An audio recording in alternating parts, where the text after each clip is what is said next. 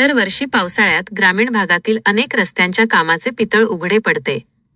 निकृष्ट दर्जाच्या रस्त्यांमुळे प्रवाशांना नेहमी त्रास सहन करावा लागतो. याचा प्रत्यय पुन्हा एकदा आला आहे. बुलढाणा तालुक्यातील सैलानी मार्गावर रायपूरंजिक असलेल्या रस्त्यावर मोठा खड्डा पडल्याने अपघाताची दाट शक्यता आहे. दरवर्षी या रस्त्याची समस्या कायम असल्याने बांधकाम विभाग याकडे लक्ष कधी देणार, असा प्रश्न निर्माण झाला आहे. दरम्यान आज मंगळवारी सकाळी बुलढाणा सैलानी मार्गे जाणारी राज्य परिवहन मंडळाची बस अडथळा निर्माण झाल्याने थांबली. त्यावेळी बस चालकाने व्हिडिओ करत खड्डा दाखवला, तर वाहकाने खड्डा बुजविण्यासाठी प्रयत्न केले. प्रवाशांनी या रस्त्यासंदर्भात नाराजी व्यक्त केली आहे. तसेच दररोज प्रवास करणाऱ्या शाळकरी मुलांना हा रस्ता धोकादायक ठरू शकतो, त्यामुळे अपघाताची शक्यता नाकारता येणार नाही, असेही निदर्शनास आले.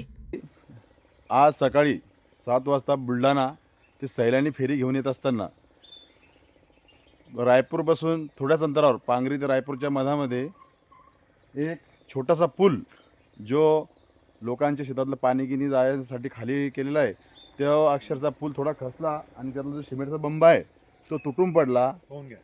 तर हे बघा, आणि प्रशासनाचं त्याच्याकडे लक्ष नाही आहे, काहीच नाही. आणि ह्या बसमध्ये शाळकरी मुलं जिल्ह्याच्या ठिकाणी शिकायला येतात, गर्भवती माता भगिनी हे येतात. तर प्रशासन, ज्येष्ठ नागरिक, बांधकाम विभागाला जाणून बुजून दुर्लक्ष आहे. आणि ह्या रोडवरती पांगरी या ठिकाणी 2 प्लॅन्टला मंजुरात देण्यात आलेली आहे.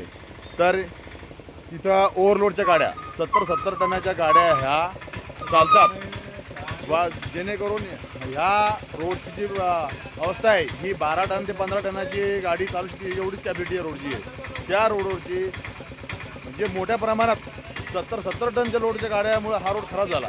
तर याच्याकडं कोणी प्रशासन लक्ष दिलं झालं. उद्या या खड्ड्यामुळं व रोड खराबमुळं जीवितहानी होऊ शकते व ते नाकारता येत नाही. जर याचं जर काही जीवितहानी झाली तर कोण जबाबदार राहणार?